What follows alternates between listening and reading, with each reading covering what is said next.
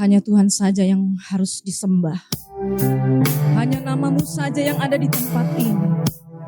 Hanya Engkau saja Raja di atas segala raja. Amin Tuhan Yesus.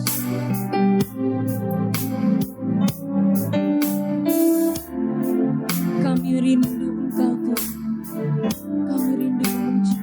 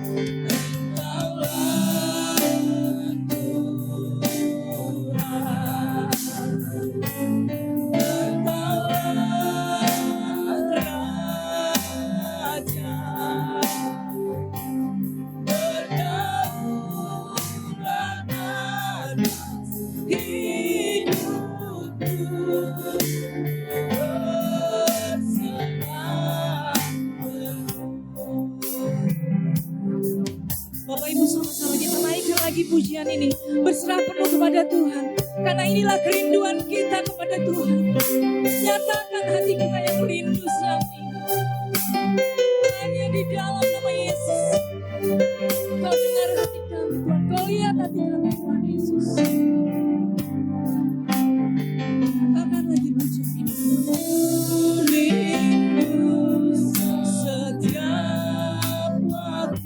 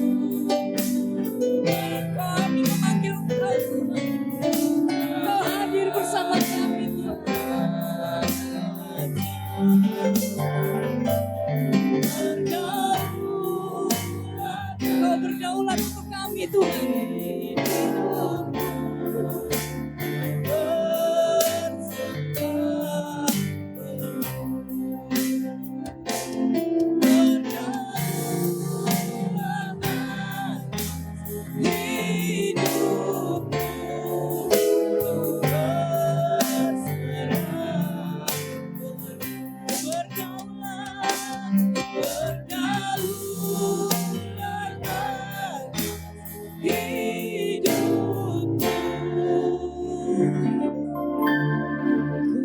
berserah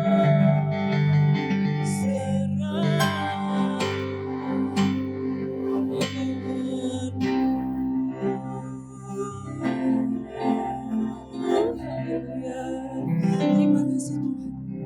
Terima kasih Tuhan Yesus. Sebentar kami akan mendengarkan firman.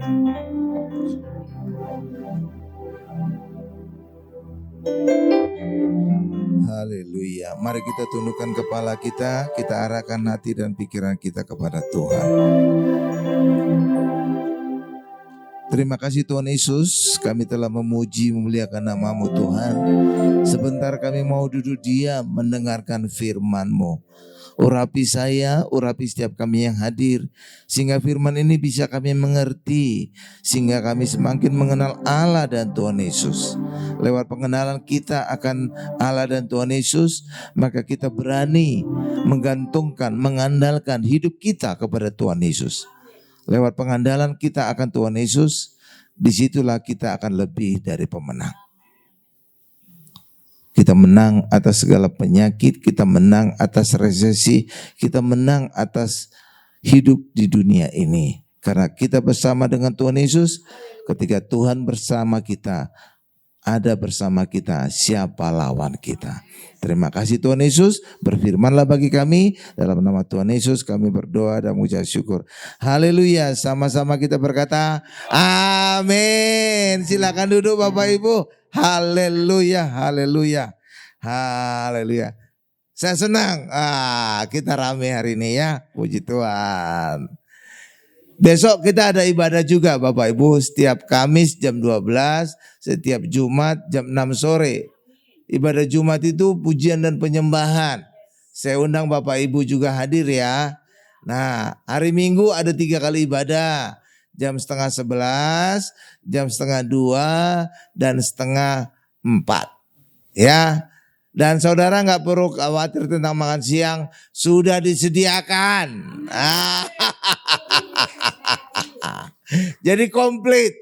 Makanan rohani dan makanan jasmani. Amin Bapak Ibu ya. Iya kan. Sama seperti Tuhan Yesus. Bukan hanya memberikan firman. Memberi makan. 5.000 orang. 4.000 orang. Iya kan. Iya. Jadi gereja itu memberi makan itu sesuai Alkitab itu. Benar Bapak Ibu ya. Sesuai Alkitab. Karena Tuhan Yesus juga kan memberi makan kan. Lah iya dah. Jadi bukan hanya kebutuhan rohani kita, bahkan juga jasmani juga. Amin. Nah karena tadi ada laporan banyak orang, maka hari ini kita juga ada ibadah perjamuan kudusnya. Amin Bapak Ibu. Perjamuan kudus itu terkesan sederhana, hanya makan dan minum. Tapi di balik hal yang sederhana tadi, di situ ada kuasa Allah yang luar biasa. Amin. Ketika saya masih dulu pendeta, ada satu gereja terbesar, mungkin terbesar di Indonesia. Saya dulu pendeta di situ. Pelayanan di Bekasi, ratusan orang yang sakit kanker sembuh. Tuh, ratusan ibu mandul bisa punya anak. Tuh, sehingga saya dijuluki pendeta punya karunia buat ibu hamil. Amin Bapak Ibu. Ya, jadi kalau di antara saudara ada yang sakit, kanker nggak usah khawatir. Ya, atau saudara punya family atau punya teman, aja ibadah sini ya. Kita rutin perjamuan kudus. Insya Allah sembuh. Sebenarnya insya Allah itu sering dipakai tetangga sebelah, tapi sebenarnya itu sesuai Alkitab loh. Karena di dalam kitab Yakobus dikatakan kita nggak boleh pongah berkata pasti. Tapi jika Tuhan mengizinkan. Iya itu dalam kitab Yakobus ada. Dan jika Tuhan mengizinkan, bahasa Arabnya apa? Insya Allah. Jadi sesuai Alkitab itu. Amin. Pokoknya kita sesuai Alkitab. Amin Bapak Ibu. Gak peduli mau tetangga sebelah ngelakukannya itu gak peduli. Amin Bapak Ibu. Demikian juga nih saya kasih satu contoh lagi yang ya kita lakukan, tapi sebenarnya Alkitab bukan mengatakan demikian. Kalau saudara doa lipat tangan enggak? Ya kan? Sebenarnya itu enggak sesuai Alkitab. Yang sesuai Alkitab angkat tanganmu. Iya, itu sesuai Alkitab. Iya, jadi ya yang benar. Ya Bapak ya, itu intermezzo aja, intermezzo. Nah, sekarang saya akan khotbah tentang baptisan. Nah, Tuhan Yesus itu dibaptis. Jadi sekarang kan banyak pengajaran tentang baptisan ya. Ya ada baptisan selam, ada baptisan percik, ada baptisan bendera dan segala macam. Saudara mungkin bertanya, yang mana yang benar sih Pak Pendeta? Iya dong, kalau ada banyak kan kita kan jadi bingung kan, yang mana yang benar? Standar kebenaran kita adalah Tuhan Yesus. Amin Bapak Ibu. Itulah sebabnya Tuhan Yesus dibaptis. Nah, cara yang dialami oleh Tuhan itulah yang gak benar.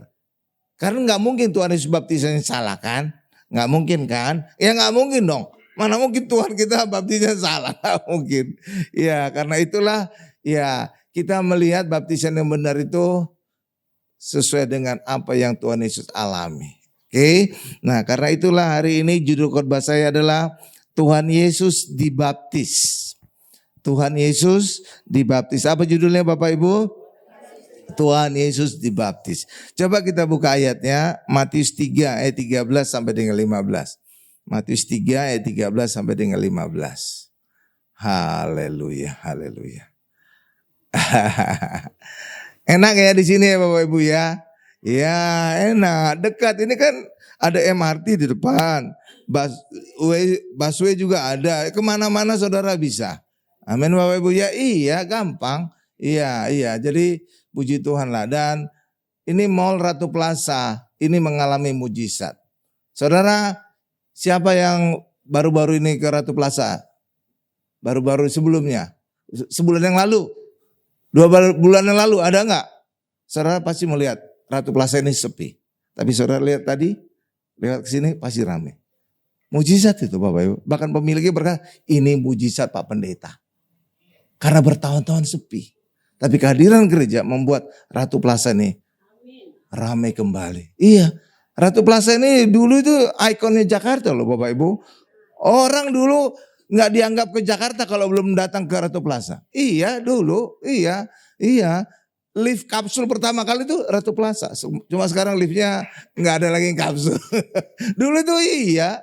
Jadi makanya tuh Ratu Plaza. Sempat mati kan, bertahun-tahun kan. Nah sekarang udah mulai hidup lagi. Iya, seluruh rantai udah penuh loh Bapak Ibu. Iya, seluruh rantai. Ya luar biasa ya. Kenapa? Karena kehadiran gereja. Dan kehadiran gereja menghadirkan Tuhan Yesus. Dan Tuhan Yesus adalah kebangkitan dan hidup. Itulah sebabnya ketika Yesus kita undang, maka yang mati akan bangkit dan hidup. Apapun hidup kita juga. Yang mati akan bangkit dan hidup. Hubungan dengan keluarga, hubungan dengan rekan bisnis, hubungan dengan teman-teman. Selalu undang Yesus, maka semua yang mati itu akan dibangkitkan dan hidup. Amin Bapak Ibu, apapun itu. Karena Yesus adalah kebangkitan dan hidup. Ketika kisah Yesus bangkitkan berapa orang? Saya tanya saudara. Ada berapa orang yang dibangkitkan Tuhan Yesus? Jangan katakan 3. Jangan katakan 3. Yesus membangkitkan 3 orang ketika Yesus sebelum mati. Tapi ketika Yesus mati, dikuburkan, kuburan-kuburan terbuka dan banyak orang bangkit. Jadi sebelum kematian Yesus benar 3. Tapi ketika Yesus mati, justru lebih banyak lagi orang yang dibangkitkan. Karena kuburan-kuburan terbuka dan orang-orang bangkit. Amin. Iya. Luar biasa kan? Nah hal yang sama juga dengan kehidupan orang Kristen. Selalu undang Yesus. Maka apapun yang mati di hidup kita akan bangkit dan hidup. Luar biasa kan? Luar biasa. Coba sekarang Matius 3 ayat 13 sampai dengan 15 ya. Saya undang kita baca ya. Saya baca ayat 13, Bapak Ibu ayat 14. Nanti saya tutup ayat 15 ya. Supaya kita ikut aktif. Mantap. Nih saya bacakan ya. Maka datanglah Yesus dari Galilea ke Yordan kepada Yohanes untuk dibaptis olehnya. Ayat 14 Bapak Ibu.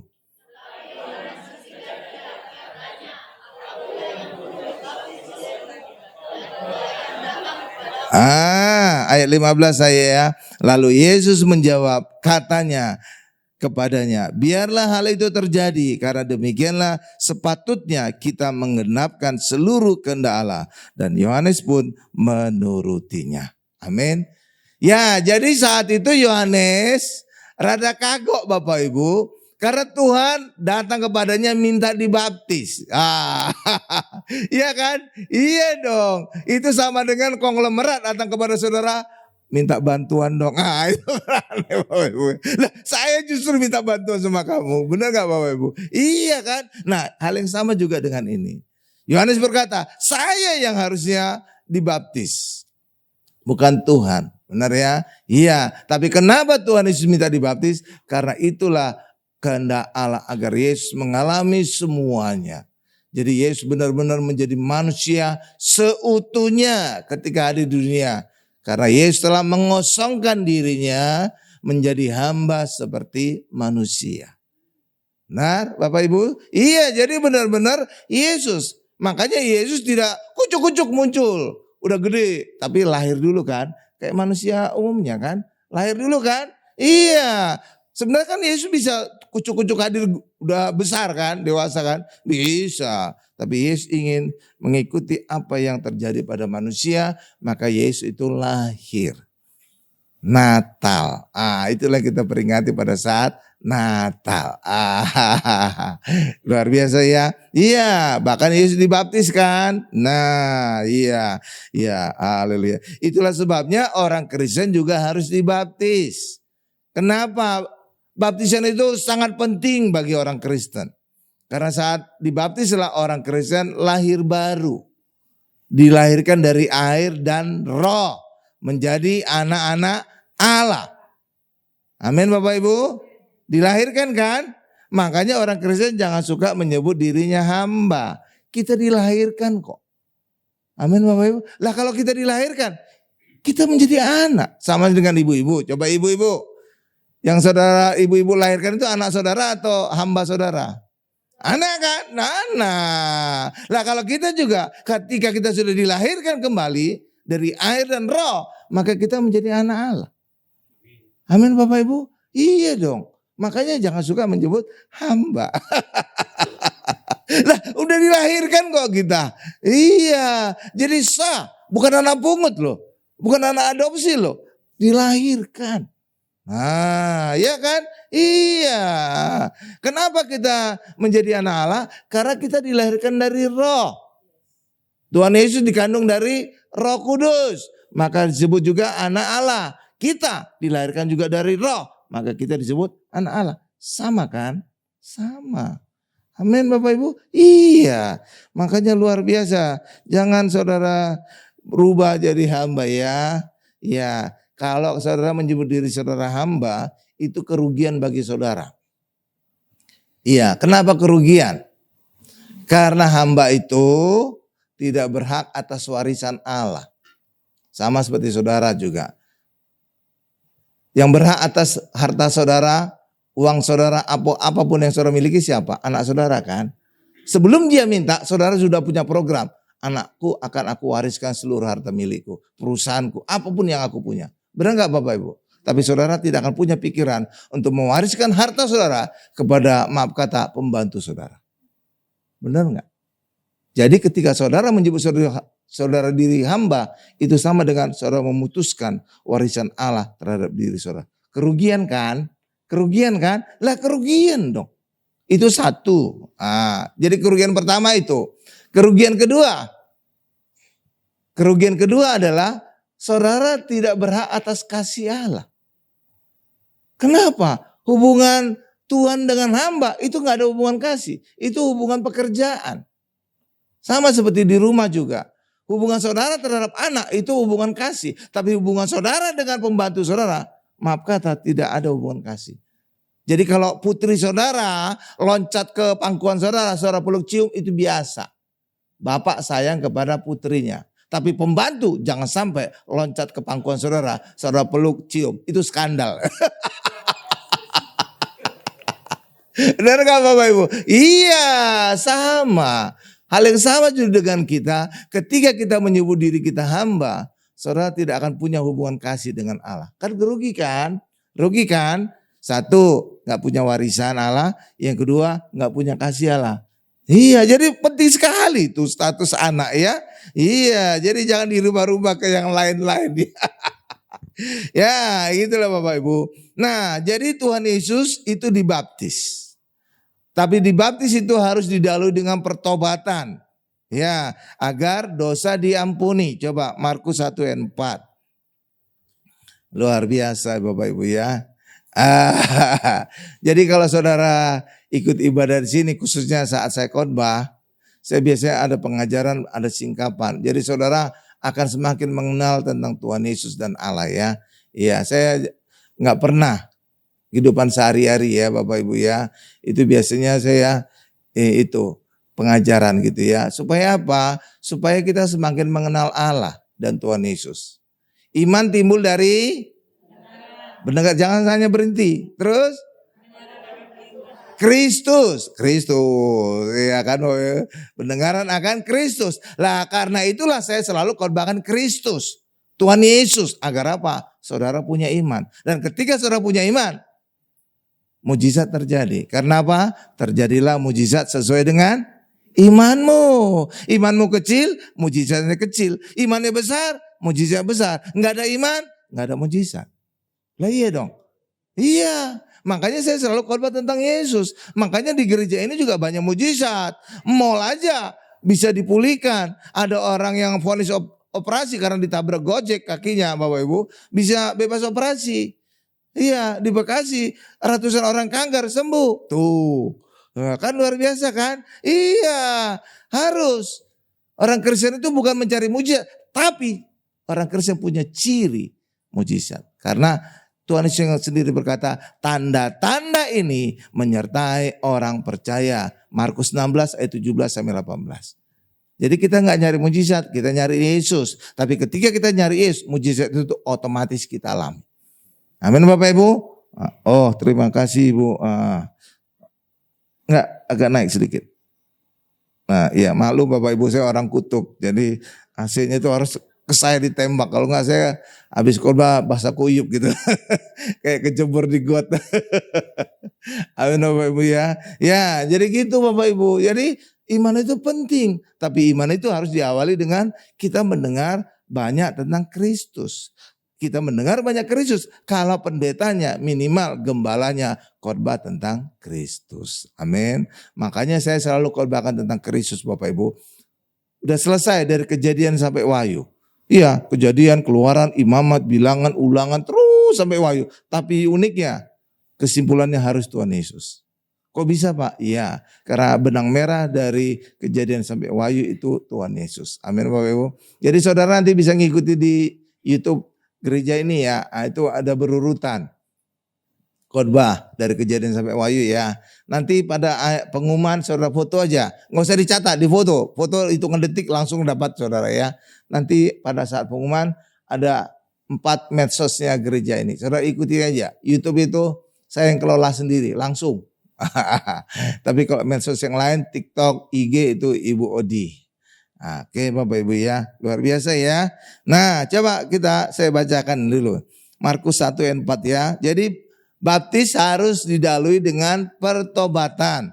Demikianlah Yohanes Pembaptis tampil di padang gurun dan menyerukan, bertobatlah dan berilah dirimu dibaptis dan Allah akan mengampuni dosamu. Jadi dibaptis itu harus didahului dengan pertobatan. Karena harus didahului dengan pertobatan, anak kecil tidak boleh dibaptis. Karena anak kecil belum mengenal dosa dan anak kecil belum mengerti pertobatan. Amin Bapak Ibu. Lalu anak kecil sakramennya apa Pak? Itulah sakramen penyerahan anak. Jadi anak kita serahkan kepada Tuhan, itu sebagai pengakuan kita. Anak kita juga adalah anak Tuhan. Ketika anak kita adalah anak Tuhan, saudara nggak perlu khawatir apa yang terjadi terhadap anak kita. Kalau saudara nggak menyerahkan anak saudara sebagai anak Tuhan, saudara banyak kekhawatiran. Oh nanti anak saya lagi di sekolah kena narkoba. Oh dalam perjalanan ke sekolah dicopet orang, dalam ini diganggu orang, gitu Bapak Ibu. Tapi kalau saudara serahkan anak saudara sebagai anak Tuhan, maka saudara nggak perlu khawatir dimanapun anak saudara berada. Kenapa? Malaikat Tuhan menjaga anak-anak kita. Enak kan? Enak. Makanya penyerahan anak itu penting. Kalau enggak saudara was-was terus. Was-was kan? Iya dong. Makanya juga itu dia. Nah, haleluya. Haleluya. Tapi ada perkecualian untuk Tuhan Yesus. Tuhan Yesus tidak ada pertobatan. Kenapa? Tuhan Yesus tidak mengenal dosa dan tidak berbuat dosa. Amin. Tapi manusia umumnya harus dibaptis dan harus didahului dengan pertobatan. Amin Bapak Ibu. Ya, jadi harus bertobat dulu ya. Makanya anak kecil nggak boleh dibaptis. Oke Bapak Ibu ya. Luar biasa ya. Iya, haleluya, haleluya. Coba. Nah, sekarang kita lihat baptisan Tuhan Yesus. Dari sinilah kita tahu ini baptisan yang benar. Mana baptisan yang benar, mana yang tidak ya. Kenapa? Tuhan Yesus tidak mungkin salah baptisannya. Oke Bapak Ibu ya. Makanya saudara mutuskan sendiri. Baptisan saudara sebelumnya udah benar atau enggak. Sesuai dengan Tuhan Yesus atau enggak ya. Saya enggak mau menghakimi saudara. Saya enggak mau mengatakan saudara salah atau benar. Saudara dengerin aja nanti khotbah ini. Saudara bisa memutuskan sendiri ya. Oke Bapak Ibu ya. Iya dong. Matius 3 ayat 16 dan 17. Coba kita lihat. Pada saat Tuhan Yesus dibaptis, hadir Tritunggal Allah. Allah Tritunggal. Banyak orang Kristen bingung tentang Allah Tritunggal. Bahkan tetangga sebelah juga kadang-kadang meledek. Iya Bapak Ibu, kalau Tuhan Yesus lahir siapa bidannya? Kata. Ada lah pokoknya yang ngomong gitu. Ya kan, biarin aja. Coba kalau ada gitu ya saudara bilang aja dalam hati. Kalau anak kunci, emangnya kunci beranak. Anak tangganya beranak, enggak. Siapa bidannya? Itu kan, iya Bapak Ibu. Saudara nggak usah bingung tentang Tritunggal Allah ya. Bagaimana Pak supaya nggak bingung? Ya saudara lihat aja dalam keluarga. Dalam keluarga itu ada gambaran Tritunggal Allah. Keluarga adalah gambaran Allah di bumi. Tritunggal Allah itu gak ada gambaran dalam keluarga. Dalam keluarga ada bapak, dalam keluarga ada ibu, dalam keluarga ada anak. Benar? Nah itulah gambaran Tritunggal Allah. Bapak, anak, dan Roh Kudus. Roh Kudus penolong itu adalah istri. Saudara lihat itu penolong kan? Iya kan? Jadi jelaskan aja dalam keluarga. Iya, walaupun 3 pribadi, tapi ini satu.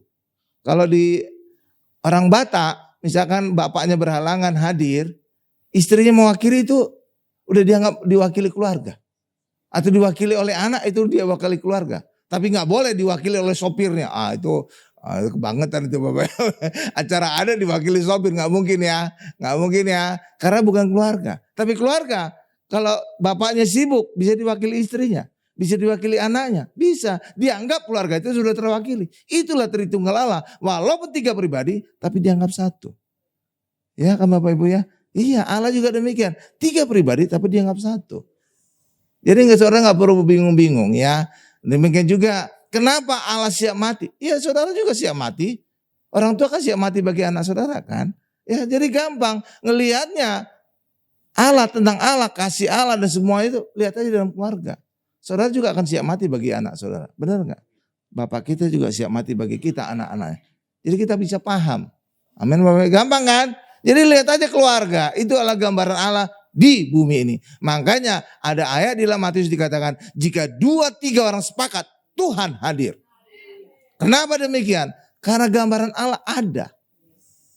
Ada gambaran Allah Bapa, ada gambaran Anak dan Roh Kudus. Dalam keluarga yang sepakat. Tapi kalau keluarga yang cekcok, Allah gak hadir. Kenapa? Allah gak mungkin cekcok. Yang hadir siapa? Setan. Simbolis. Benar Bapak Ibu ya? Iya kan setan kan? Makanya kalau keluarga yang cekcok, suasana seperti di neraka. Karena setannya hadir di situ. Tapi ketika keluarga sepakat, suasana seperti surga. Ada kehangatan, ada kedamaian. Nah itulah gambaran Allah. Jadi saudara gak perlu bingung-bingung. Gak perlu tanya pendeta, ya segala macam. Ya perhatikan aja dalam keluarga. Karena gambaran Allah ada tercermin dalam keluarga. Amin Bapak Ibu. Gampang kan? Gampang. Nah, pada saat Yesus dibaptis, hadir Tritunggal Allah. Makanya baptisan yang benar harus menghadirkan Tritunggal Allah. Ya, makanya ya baptisan Roh Kudus terpisah itu kurang tepat, tidak sesuai Alkitab, mungkin salah tafsir. Kenapa? Baptisan yang benar harus menghadirkan Tritunggal Allah. Kalau baptisan Roh Kudus cuma satu, pribadi Allah. Amin Bapak Ibu, harus tiga-tiganya hadir. Iya, Allah Bapa, Allah Anak, Allah Roh Kudus. Itu karena apa? Baptisan Tuhan Yesus demikian. Amin Bapak Ibu. Jadi nggak perlu debat-debat lah sama orang-orang. Kalau dia percaya baptisan dia yang beda dengan saudara, nggak usah debat.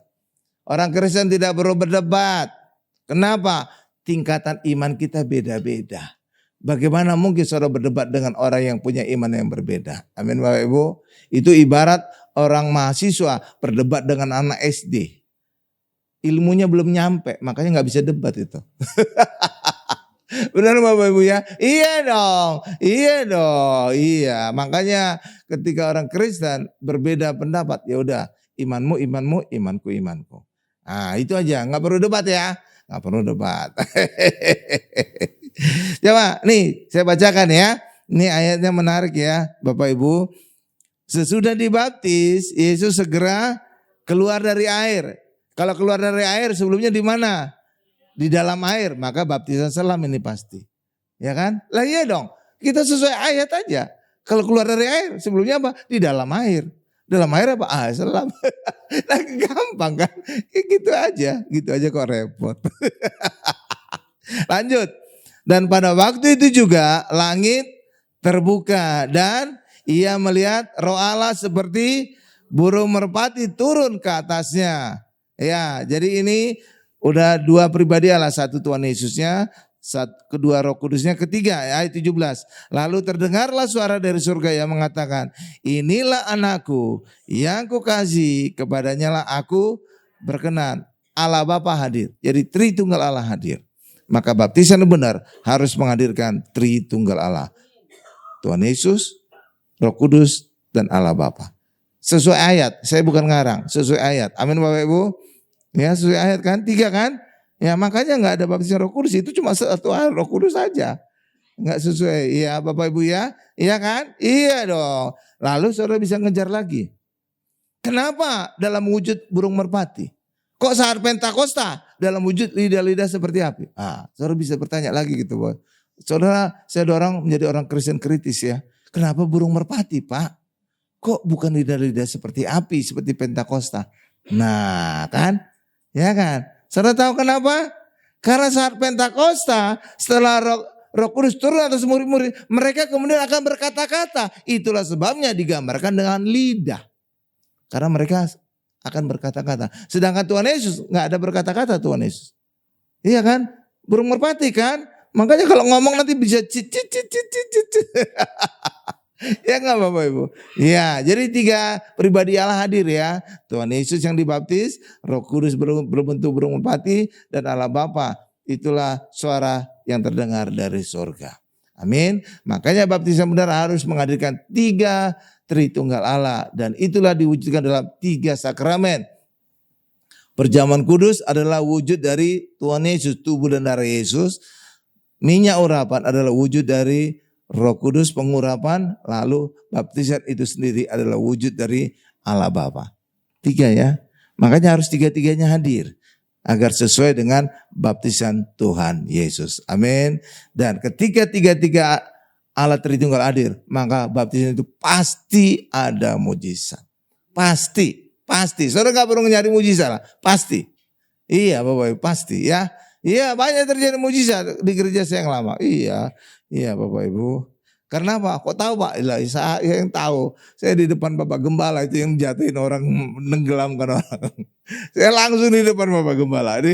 Bapak Gembala dorong, saya masukin ke air. Semua orang yang dibaptis. Jadi ketika saya masih di gereja situ, saya pasti terlibat dalam baptisan. Pasti. Oke, makanya saya tahu persis. Oke Bapak Ibu ya, dan banyak terjadi mujizat ya. Dan sekarang juga saya percaya di gereja ini juga banyak terjadi mujizat. Amin. Iya dong. Beliau sudah meninggal, tapi saya sudah berdoa seperti doa Elisa. Saudara tahu doa Elisa kepada Elia? aku ingin punya 2 kali rohmu. Saya juga berdoa demikian. Saya ingin punya roh gembala yang lama almarhum 2 kali saya alami. Doa Elisa kan sesuai Alkitab. Saudara juga bisa berdoa demikian. Kalau saudara pelayanan, saudara mengikuti gembala yang diurapi Tuhan, saudara bisa berdoa demikian. Itu doa Elisa. Saudara bisa melakukan hal sama. Aku ingin 2 kali roh gembalaku aku punya. Saudara bisa dong. Ya kan sesuai Alkitab. Ya kan? Iya. Saudara bisa minta itu. Itu bukan neko-neko. Bukan minta yang lebay gitu. Enggak Bapak Ibu. Itu sesuai Alkitab. Doa Elisa kan? Iya. Jadi saudara bisa berkata demikian. Atau mungkin saudara pegawai juga bisa demikian. Kalau bos saudara kelihatannya pinter banget, bijaksana. Saya ingin ya seperti bos saya 2 kali lipat. Bisa dong. Bisa, itu doa sesuai Alkitab itu. Doa siapa? Elisa. Amin. Iya dong. Doa Elisa kan ada kan? Mintakan 2 kali lipat dari Elia kan? Iya, saudara bisa juga doa yang sama. Jadi kalau siapapun yang atasan saudara kayaknya hebat, atau siapa orang, pendeta saudara atau gembala saudara, saya ingin punya urapan 2 kali lipat dari gembala yang lama. Dari gembala itu. Bisa ya. Iya, itu permintaan yang sesuai Elisa. Jadi bisa kita minta. Oke Bapak Ibu ya. Nah, jadi Tuhan Yesus keluar dari air. Nah, dan terdengar suara apa berkata, inilah anakku yang kukasihi, kepadanya lah aku berkenan. Hal yang sama juga dengan kita. Ketika kita dibaptis, maka sama ucapan yang sama dari Allah kepada kita. Kamulah anakku yang kukasihi, kepadanya lah aku berkenan. Kepadamulah aku berkenan. Amin. Jadi saudara harus dibaptis supaya menjadi anak Allah yang dikasihi dan berkenan. Amin Bapak Ibu. Makanya baptisan itu penting sekali ya. Penting sekali ya. Iya, penting sekali nih. Haleluya. Supaya apa? Kita menjadi anak-anak Allah yang dikasihi dan berkenan kepada Allah. Luar biasa lah. Dan ini ucapan ini juga diulang Allah ketika Tuhan Yesus dimuliakan di sebuah gunung yang tinggi. Pada saat itu ada kelihatan Musa dan Nabi Elia berbicara dengan Tuhan Yesus. Ya Bapak Ibu ya. Ya, dan Allah Bapa berkata, inilah anak yang kukasihi, kepadanya lah aku berkenan. Tapi ada tambahan lagi, dengarkanlah dia. Bukan dengarkan Musa, bukan dengarkan Elia, tapi dengarkan hanya Yesus saja. Hal yang sama juga dengan kehidupan orang Kristen, kita harus dengarkan Yesus saja. Khotbahkan Yesus saja. Amin Bapak Ibu. Iya. Jadi orang Kristen itu fokusnya kepada Tuhan Yesus ya. Makanya gembala pendeta harus khotbah tentang Tuhan Yesus. Dan itu punya dampak yang besar. Ketika gembala pendeta sering mengkhotbahkan Tuhan Yesus, iman jemaat akan bertambah. Kenapa? Karena ayat ada berkata, iman timbul dari pendengaran, pendengaran akan firman Kristus. Jelas firman Kristus. Jadi Kristus harus dikhotbahkan kepada jemaat supaya iman kita bertambah. Amin Bapak Ibu. Makanya pendeta jangan bingung kalau iman jemaat tidak pernah bertambah, tidak terjadi mujizat. Lah kamu aja nggak pernah khotbah tentang Tuhan Yesus. Kan? Benar kan Bapak Ibu? Lah iya. Jadi bukan kehidupan sehari-hari ya, bukan khotbah kehidupan sehari-hari yang bisa membangkitkan iman, tapi khotbah tentang Tuhan Yesus. Saudara ingin mengalami mujizat? Amin Bapak Ibu. Sering-seringlah dengar khotbah tentang Tuhan Yesus. Jadi saudara hari ini bisa selektif. Pendeta bukan hanya yang menyenangkan telinga, tapi pendeta yang harus memperdengarkan Tuhan Yesus. Karena lewat itulah iman kita bisa bangkit, bisa timbul. Dan ketika iman kita timbul, ujungnya mujizat saudara alami, kesembuhan saudara alami, berkat saudara alami, kelepasan saudara alami. Saudara itu mantap kan? Mantap dong. Iya dong. Saudara kan datang ke gereja kan harus dapatkan manfaat kan? Iya dong. Harus ada manfaat dong. Apakah kesembuhan, apakah pengajaran, apakah teguran, harus ada manfaat saudara dapatkan. Kalau enggak, sia-sia ke gereja. Makanya, saudara pernah ngajak teman enggak ke gereja? Pernah enggak? Ada enggak saudara ajak teman? Kadang-kadang responnya kan negatif ya. Emangnya di gereja dapat apa? Iya kan? Bagusan saya tidur di rumah, besok saya kerja Senin. Gitu Bapak ya. Kenapa? Karena dia merasa nggak dapat apa-apa di gereja. Tapi ketika dia ngalami mujizat, ketika dia diberkati, saudara nggak perlu ajak dia ke gereja. Dia akan ke gereja sendiri. Kenapa? Dia merasakan berkat kasih Allah di dalam hidup dia. Makanya gereja harus memberikan manfaat bagi jemaat. Kalau nggak gereja itu beban. Saudara itu? Iya kan? Dan ketika kita ingin memberikan manfaat kepada jemaat, khotbahkan Yesus. Karena lewat khotbah Yesus lah iman jemaat bisa timbul. Dan ketika iman timbul, endingnya mujizat terjadi. Saudara itu? Nah, jadi kalau khotbah di luar tentang Yesus, jemaat nggak dapat apa-apa. Saudara itu? Iya, ketika jemaat nggak dapat apa-apa, wah, saudara merasa ke gereja itu beban. Iya, dan saudara pasti akan cenderung jadi pelit. Iya, tapi ketika saudara mengalami berkat Tuhan, kemurahan Tuhan, saudara pasti juga akan murah hati. Benar Bapak Ibu, saudara akan murah hati. Makanya itulah menjadi rahasia kenapa gereja saya yang lama itu bisa besar, kaya raya. Karena jemaat itu mendapatkan manfaat. Mereka sakit disembuhkan. Mereka yang resesi diberkati usaha pekerjaannya. Makanya murah hati. Khususnya kalau mereka mengalami kesembuhan, bebas dari kematian. Vonis dokter mati sebulan lagi. Vonis dokter mati 3 bulan lagi. Mereka sembuh. Wah, mereka murah hati. Nih saya perbandingkan saudara ya. Supaya saudara bisa melihat respon jemaat itu lebih dahsyat ketika mengalami kesembuhan. Ketika saudara mendengarkan khotbah pendeta yang hebat banget. Sampai saudara tertawa terbahak-bahak. Sampai merinding gitu bulu kuduk. Misal. Kira-kira saudara memberikan persembahan sebesar apa? Pasti ya paling enggak yang terbesar uang di dompet saudara kan? Ya kan? Benar enggak Bapak Ibu? Tapi ketika saudara mengalami kesembuhan, dokter sudah vonis saudara bulan depan mati, kanker stadium 4, udah enggak tertolong. Dan ketika didoakan, diberikan perjamuan kudus, dioleskan minyak urapan. Saudara, jemaat itu bukan aja mengerikan uang, satu rumah juga dia berikan. Satu mobil juga diberikan. Selain itu bedanya? Itu bedanya. Ketika jemaat mengalami berkat yang luar biasa, dia juga akan memberikan berkat yang luar biasa. Ketika dia mengalami manfaat berkat Tuhan di gereja. Makanya gereja selalu harus memberikan manfaat kepada jemaat, berkat kepada jemaat, solusi apapun masalah jemaat. Amin Bapak Ibu. Iya kan? Iya. Iya, saudara cari aja Yesus. Berkat itu pasti ngejar saudara. Gak perlu pusing tentang berkat. Gak usah pusing tentang kesembuhan. Saudara dengerin aja Yesus. Itu pasti langsung. Bahkan saudara juga ketika ada masalah di kantor. Saudara jangan pikirin masalah itu. Fokus saja di gereja. Fokus saja kepada Tuhan Yesus. Maka Tuhan Yesus akan memberikan solusi atas masalah kita. Apapun itu. Sesulit apapun. Kenapa? Karena Tuhan Yesus adalah pintu dan jalan. Jalan kebenaran dan hidup. Itulah sebabnya orang Kristen tidak pernah ada jalan buntu. Karena Tuhan kita adalah pintu. Karena Tuhan kita adalah jalan. Makanya fokus saja kepada Yesus. Apapun masalah kita. Tiba-tiba aja Tuhan ngasih kita kayak ide. Oh iya ini solusinya. Oh iya ini. Gitu Bapak Ibu. Karena luar biasa kan? Iya kenapa? Tuhan kita pintu. Tuhan kita adalah jalan. Makanya apapun masalah kita selalu ada pintu, selalu ada jalan keluar. Luar biasa kan? Tuh. Makanya luar biasa. Fokus aja Yesus. Maka jemaat itu pasti akan diberkati. Karena Tuhan kita adalah Tuhan yang pintu dan juga jalan. Sehingga umat Tuhan selalu punya jalan keluar. Tidak ada jalan buntu apapun masalah kita. Mantap Bapak Ibu. Top.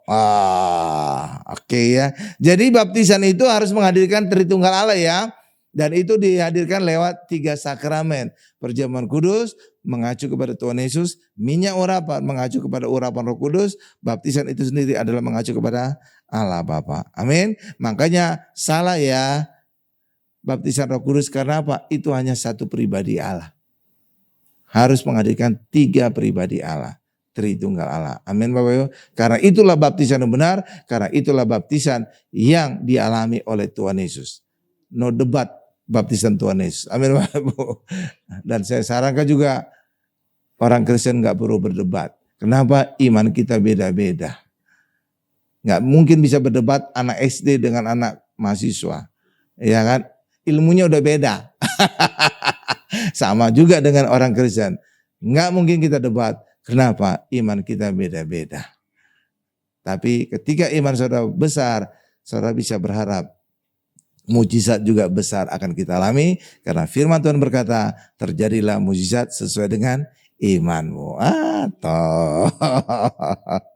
Nah, sekarang kenapa sih ada pengajaran tentang baptisan Roh Kudus? Nah, karena mereka mengacu dalam kisah di Samaria. Tapi kisah Samaria ini kisah khusus, kisah spesial. Kenapa? Karena orang Samaria itu baru dibaptis dalam nama Tuhan Yesus saja. Karena pada saat mereka dibaptis, Pentakosta belum terjadi. Sehingga mereka belum lengkap baptisan mereka. Itulah sebabnya ketika diutus Petrus dan Yohanes, maka dilengkapilah baptisan mereka. Makanya ada baptisan Roh Kudus. Itu kondisinya. Sedangkan kita hari ini, orang Kristen hari ini, Pentakosta kan sudah terjadi 2000 tahun yang lalu. Jadi baptisan kita sudah lengkap dalam nama Bapa, Anak, dan Roh Kudus. 3 pribadi Allah. Maka nggak ada lagi baptisan khusus 1 Roh Kudus. Amin Bapak Ibu.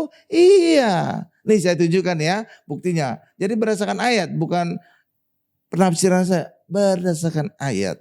Coba Kis 8 ayat 14 sampai dengan 17. Kita baca gantian ya. Mantap lah Bapak Ibu. Kis 8. Kisah seputar selebriti. Oh bukan. Kisah para rasul. Kis. Oh, mantap. Di TV ada kan? Kis. Haleluya. Kis 8 ayat 14 sampai dengan 17. Saya ayat 14, Bapak Ibu ayat 15. Saya 16, Bapak Ibu ayat 17 ya. Kita gantian.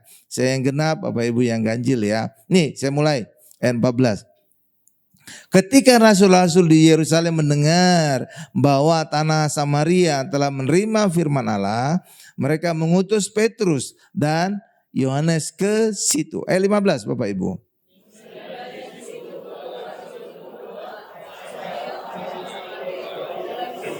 Ya, Roh Kudus. Ayat 16 saya. Sebab Roh Kudus belum turun. Nah belum turun ya. Kenapa? Belum terjadi Pentakosta saat mereka dibaptis. Belum turun di atas seorang pun di antara mereka. Karena mereka hanya dibaptis dalam nama Tuhan Yesus. Tuh, dalam nama Tuhan Yesus saja. Pentakosta belum terjadi ketika mereka dibaptis. Ayat 17 Bapak Ibu.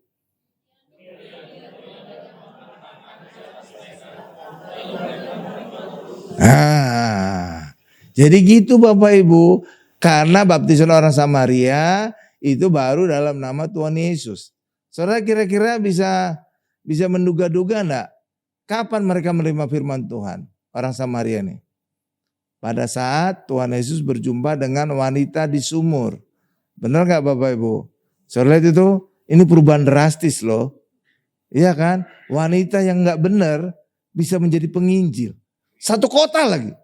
Pendeta aja belum tentu bisa khotbah 1 kota. Nginjil 1 kota. Ya kan? Ini wanita awalnya yang gak benar bisa menjadi penginjil. Luar biasa kan? Iya ini luar biasa nih. Jadi Tuhan bisa merubah hal yang jelek menjadi luar biasa. Hal yang sama juga dengan kehidupan kita.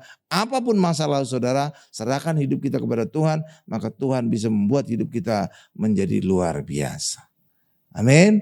Makanya kita serahkan hidup kita kepada Tuhan. Apapun hidup kita.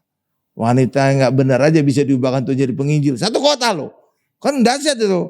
Pendeta sekarang aja dengan teknologi medsos dan segala macam belum tentu 1 kota bisa bertobat. Belum tentu kan? Coba tunjukkan siapa pendeta yang bisa untuk tobatkan 1 kota. Gak ada kan? Gak ada. Padahal ada medsos, ada sekarang kan? Ya kan itu kan fasilitas yang bisa dipakai penginjilan. Tapi bisa. Gak mungkin kita 1 kota nginjilin. Wanita nih bisa. Tuh luar biasa kan? Tuh, wanita iya luar biasa. Makanya serahkanlah apapun hidup kita ya kepada Tuhan. Apapun, sejelek apapun. Makanya orang Kristen itu masa lalu kita jangan kita selesaikan sendiri. Kadang-kadang ada orang berkata gini Bapak Ibu. Masa laluku dulu jahat sekali. Preman, bunuh orang, rampas orang, rampok orang. Maka sekarang aku ingin jadi pendeta. Saudara gak bisa jadi juru selamat bagi diri saudara. Saudara gak bisa menebus dosa masa lalu saudara oleh diri saudara. Tapi serahkan hidup saudara kepada Tuhan. Maka Tuhan bisa memakai saudara, mengubahkan saudara. Apapun itu. Gak harus jadi pendeta, gak harus jadi pelayanan. Tapi apapun. Tuhan bisa memakai saudara. Amin Bapak Ibu. Jadi saudara bukan juru selamat bagi diri saudara. Tapi juru selamat kita cuma satu, Tuhan Yesus.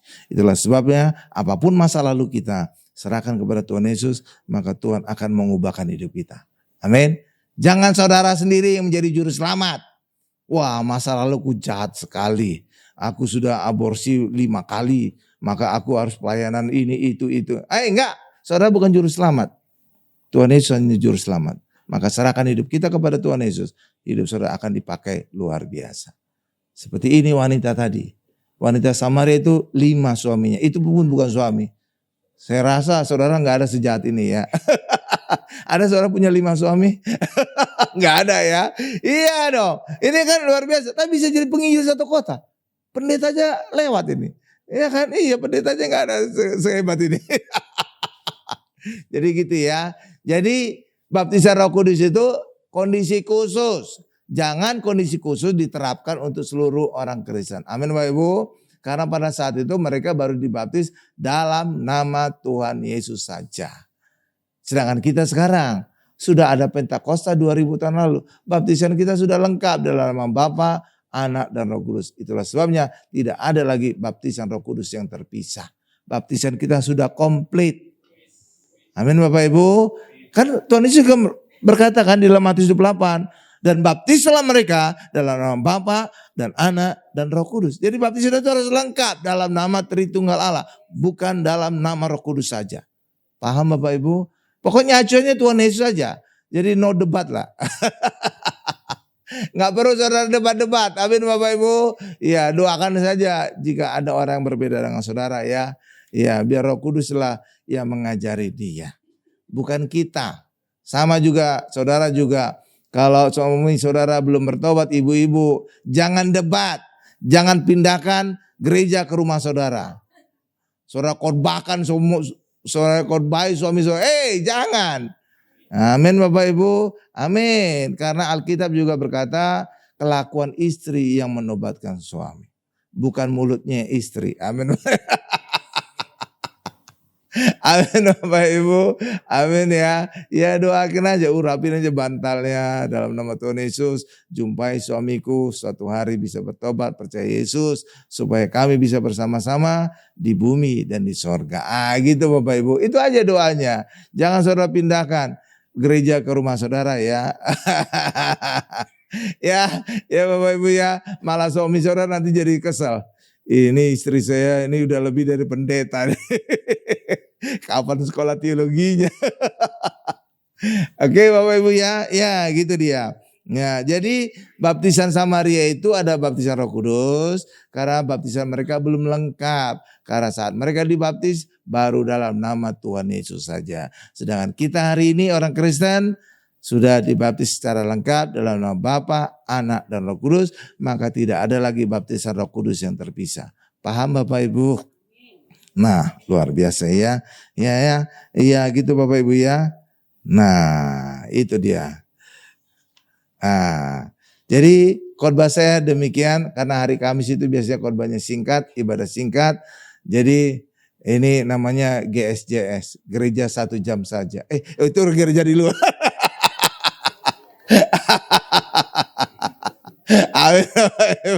Amin, cuma 1 jam ya, karena ibadah kantor. Jadi ibadah kantor ini khusus 1 jam karena kita memanfaatkan waktu istirahat biasanya. Dan mereka juga gak perlu pusing cari makan siang, sudah disediakan gereja juga makan siangnya. Kan enak kan, dapat makanan rohani, dapat makanan jasmani. Makanya sering-sering datang ya, berikan kemuliaan bagi Tuhan Yesus Bapak Ibu. Kita tundukkan kepala kita. Terima kasih Tuhan untuk firman-Mu hari ini. Setiap kami hari ini diajar secara luar biasa tentang firman Tuhan, tentang baptisan Tuhan Yesus. Baptisan Tuhan Yesus pasti baptisan yang benar, karena tidak mungkin Tuhan Yesus dibaptis secara salah. Itulah sebabnya baptisan kita orang Kristen harus mengacu kepada baptisan Tuhan Yesus. Terima kasih Tuhan, dalam nama Yesus kami berdoa dan mengucap syukur. Haleluya, sama-sama kita berkata amin. Oh iya, ada pengumuman satu lagi Bapak Ibu. Nah, ada dua deh, ada dua. Nanti saudara dibagikan makanan gratis ya. Jadi saudara nggak perlu pusing tentang makan siang. Yang kedua, setelah makan siang jam setengah 2 kali ya. Ya, setelah makan itu cuma 30 menit. Kita ada acara lagi namanya kuis Alkitab. Jika Bapak Ibu ya paham tentang Alkitab, mari ikutan. Jadi setiap ada 2 kelompok, setiap kelompok ada 3 orang. Jadi bisa join, siapa aja saudara bisa. Langsung daftar kepada Ibu Odi. Ya, 3 orang ya. 3 orang setiap kelompok ya. Ya, kita join. Dapat hadiah 30 itu boleh tambah 30.000, 30 juta, 30 miliar. Ya, ada dapat hadiah per orang. Oke ya Bapak Ibu ya. Ya, jadi habis makan nanti dikasih makan ada lanjutan kuis Alkitab ya. Jadi jangan pulang ya. Ya, tapi makannya bukan di dalam ruang gereja, agak di luar supaya gereja tetap bersih ya. Rumah Tuhan kita tetap jaga bersih. Amin Bapak Ibu. Ya, oke.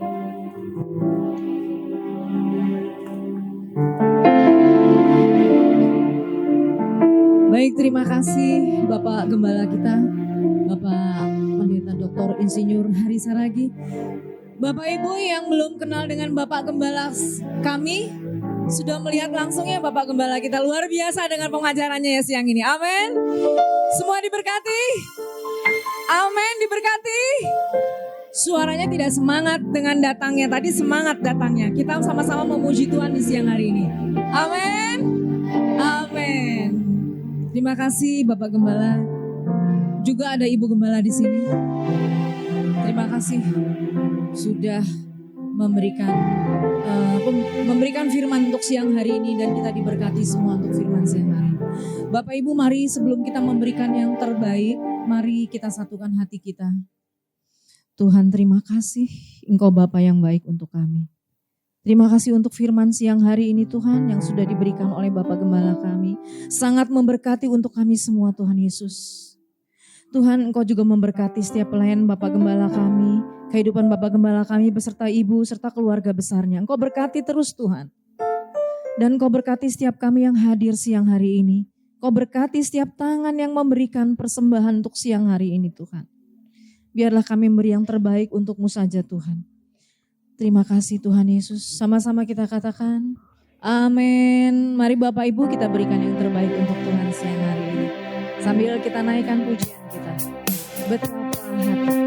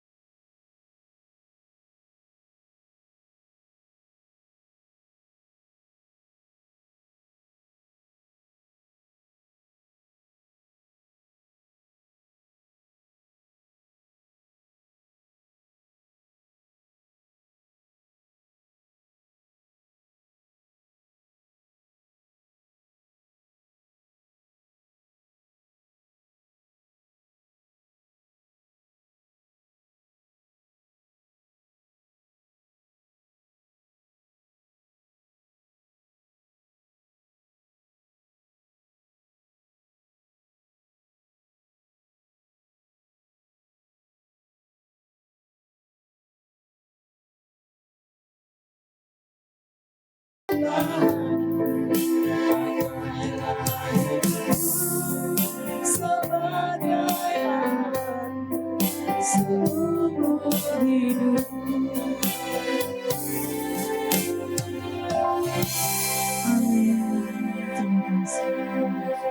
kasih Bapak Ibu sudah memberikan yang terbaik untuk Tuhan. Selanjutnya kita sama-sama untuk masuk ke ruang Maha Kudus. Ada perjamuan kudus dari Bapak Gembala. Mari Bapak Ibu saya undang sama-sama kita berdiri. Masuk ke ruang Maha Kudus Tuhan.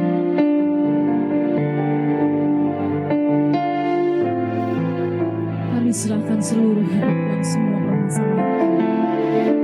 Hanya Engkau saja Tuhan Yesus.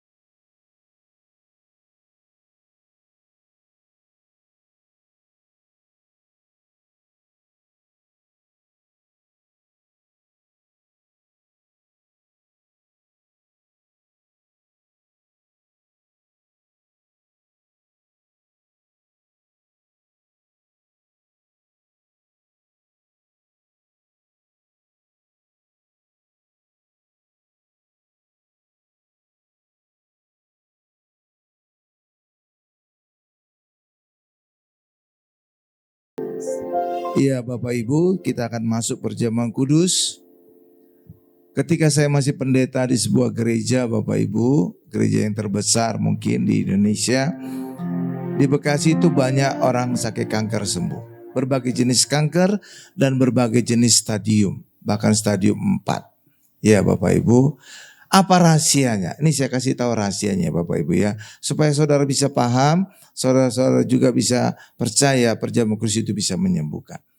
Kanker itu sebenarnya apa sih? Kanker itu adalah pemberontakan sel. Ya, seringkali bahasa sekarang itu radikal bebas. Jadi selnya itu radikal gitu Bapak Ibu.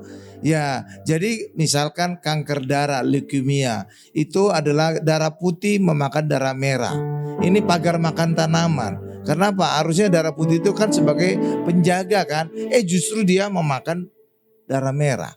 Ya kan? Biasanya solusi di luar sana bagaimana? Disuntikan kemoterapi. Kemoterapi itu apa?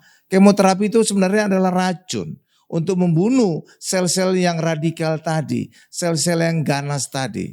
Tapi dampaknya banyak sel yang sehat juga menjadi mati. Sehingga orang yang dikemoterapi menjadi setengah mati. Bahkan banyak yang gundul kepalanya. Tapi sekarang katanya ada kemoterapi yang bebas dari gundul gitu Bapak ya. Tapi itulah, saudara gak nyaman lah, makan gak enak, badan gak enak gitu ya. Bayar lagi, benar gak Bapak Ibu ya? Mana ada kemoterapi yang gratis kan? Tapi hari ini kita terima solusi dari Tuhan. Itulah perjamuan kudus. Kita makan tubuh Yesus, kita minum darah Yesus. Enak, gratis lagi. Saudara kan suka gratis kan? Saya suka loh Bapak Ibu. Iya kan? Iya. Kenapa bisa perjamuan kudus bisa menyembuhkan? Karena yang kita makan adalah tubuh dan darah Yesus. Kita makan Yesus, Raja Damai. Maka ketika Yesus kita makan, damai sel-sel kita, damai tubuh kita, damai. Sembuhlah kita. Itu rahasia, sederhana sekali kan? Iya, makanya karena itulah jika saudara sakit kanker, family sakit kanker, teman sakit kanker, mari kita ibadah di sini ya. Kita rutin perjamuan kudus dan kita berharap bisa disembuhkan. Karena sudah ada kesaksian ratusan orang di Bekasi. Ya, amin Bapak Ibu, amin. Ya, mari kita mengalami juga mujizat Tuhan. Demikian juga tentang minyak urapan juga demikian. Itu saya cuma oles-oles saja. Yang mandul berapa tahun gitu Bapak Ibu, hanya oles-oles saja. Pertama saya olesin perut suami.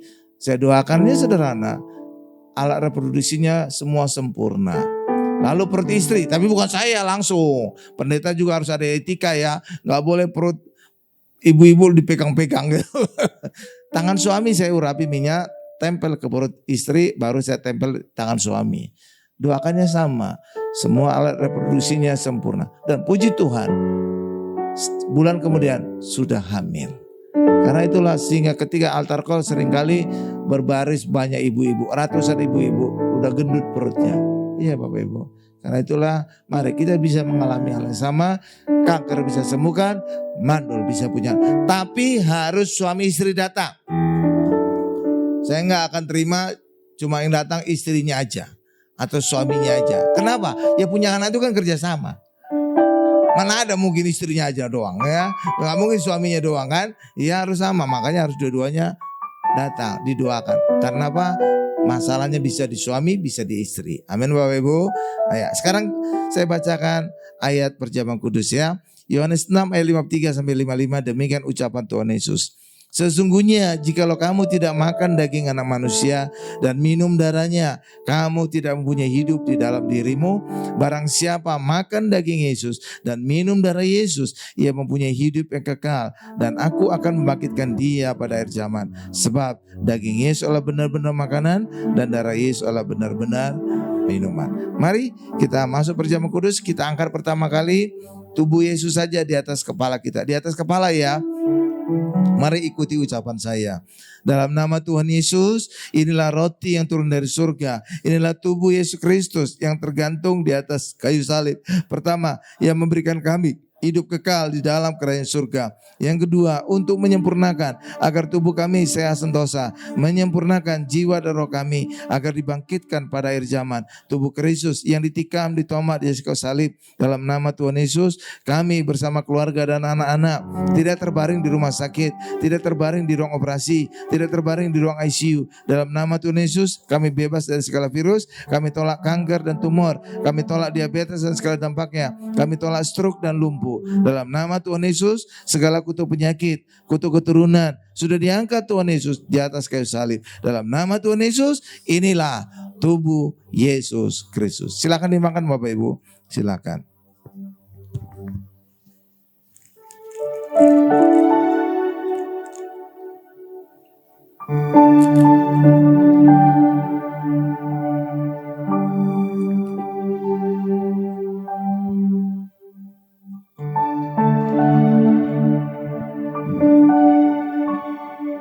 Sekarang kita angkat hanya darah Yesus saja Bapak Ibu di atas kepala kita. Mari ikuti ucapan saya. Dalam nama Tuhan Yesus, inilah darah Yesus Kristus sebagai perjanjian yang baru dan kekal. Pertama, yang memberikan kami pengampunan dan penebusan atas segala dosa dan kesalahan kami. Kami tolak setan-setan dan segala perbuatannya. Kami tolak perzinahan, kami tolak penipuan. Kami semua mau bertobat. Yang kedua, untuk menguduskan agar kami bersama keluarga berkumpul di bumi dan di sorga. Doa kami punya rumah di bumi dan di sorga dan duduk di kanan tatala bersama Tuhan Yesus di sorga. Yang ketiga, kami meraih firman Allah dengan darahnya, dengan bil-bilurnya kami disembuhkan. Oleh kuasa darah Yesus, segala penyakit dan penderitaanku disembuhkan dan dibalut oleh darah Yesus Kristus. Dalam nama Tuhan Yesus, inilah darah Yesus Kristus. Silakan diminum Bapak Ibu.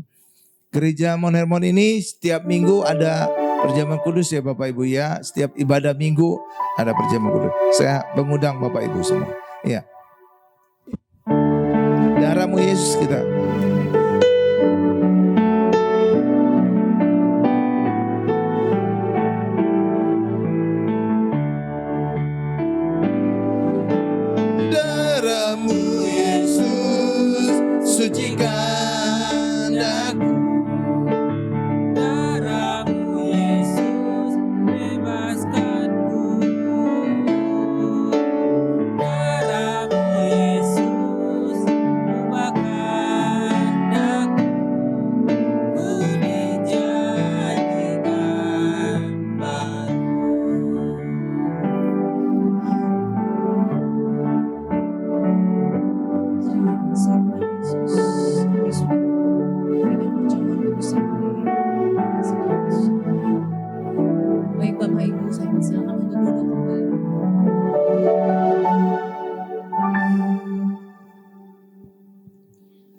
Sama-sama kita dengarkan pengumuman dari gereja kita Mount Hermon.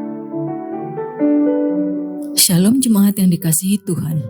Berikut ini pengumuman sepekan dari Mount Hermon Church, Ratu Plaza Lantai 1, Jalan Sudirman, Jakarta. Terima kasih kepada Bapak Gembala Sidang Pendeta Dr. Insinyur Hari Saragi atas pelayanannya hari ini. Tuhan Yesus memberkati. Kami mengundang Bapak Ibu dan Saudara semua kembali hadir dalam ibadah Praise and Worship hari Jumat tanggal 4 April 2025 jam 18 yang dilayani oleh Pastor Tommy Sangar dan Ibu Elsa Budiman. Ibadah hari Minggu tanggal 6 April 2025. Ibadah pertama jam 10.30 akan dilayani oleh Ibu Evangelis Flora Anggraini yang merupakan seminar pelayanan Gereja Bintang 5 seri kedua. Mari ajak saudara dan teman Anda untuk bergabung dalam seminar ini. Ibadah kedua jam 13.30 akan dilayani oleh Pendeta Yesaya Simanjuntak. Ibadah ketiga jam 15.30 akan dilayani oleh Bapak Gembala Sidang Pendeta Dr. Insinyur Hari Saragi. Di setiap ibadah minggu, ibadah khusus dan ibadah KKR disertai perjamuan kudus dan altar call yang dilayani oleh Bapak Gembala Sidang Pendeta Dr. Insinyur Hari Saragi. Berikut ini beberapa informasi terkait pelayanan dan kegiatan yang diadakan oleh Mount Hermon Church. Dalam rangka menyambut Paskah, Mount Hermon Church mengadakan khotbah serial tentang 7 perkataan Yesus di kayu salib. Mari bergabung dalam ibadah kami dan ikuti khotbah serial ini yang dimulai tanggal 2 Maret sampai tanggal 18 April 2025. Mari hadirilah ibadah Jumat Agung tanggal 18 April 2025 jam 11 siang yang akan dilayani oleh Bapak Gembala Sidang Pendeta Dr. Insinyur Hari Saragi. Ibadah akan disertai dengan perjamuan kudus. Kuis Alkitab episode ke-13 akan dilaksanakan hari Kamis tanggal 3 April 2025. Mari ajak saudara dan teman Anda dan membentuk tim yang beranggotakan 3 orang. Untuk informasi selengkapnya, Bapak Ibu dapat menghubungi pekerja atau sekretariat dari Mount Hermon Church. Dapatkan hadiah spesial dari kuis mingguan dengan menyimak dan menjawab pertanyaan yang tertera di flyer yang telah dibagikan melalui WhatsApp Group. Silakan kirim jawaban ke nomor admin dari Mount Hermon Church dan hadiah akan diberikan setiap hari Minggu. Bagi Anda yang membutuhkan pelayanan dari Mount Hermon Church, Anda dapat menghubungi nomor 0811 1001 1285 atau silakan scan QR Code berikut ini untuk memperoleh informasi lengkap. Mari tetap terhubung dengan kami melalui sosial media dari Mount Hermon Church. Demikian.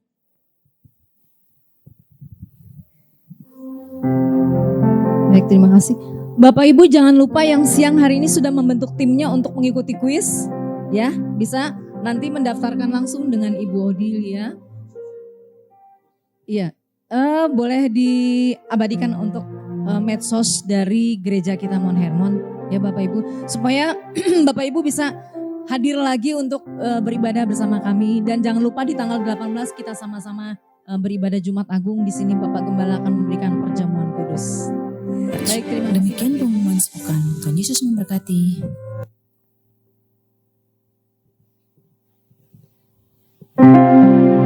Baik Bapak Ibu, sebelum kita akhiri ibadah kita siang hari ini, saya mengundang Bapak Ibu sama-sama berdiri. Kita menaikkan El Shaddai, El Shaddai. El Shaddai, El Shaddai, Allah Maha Kuasa, yang besar, yang besar, El Shaddai mulia.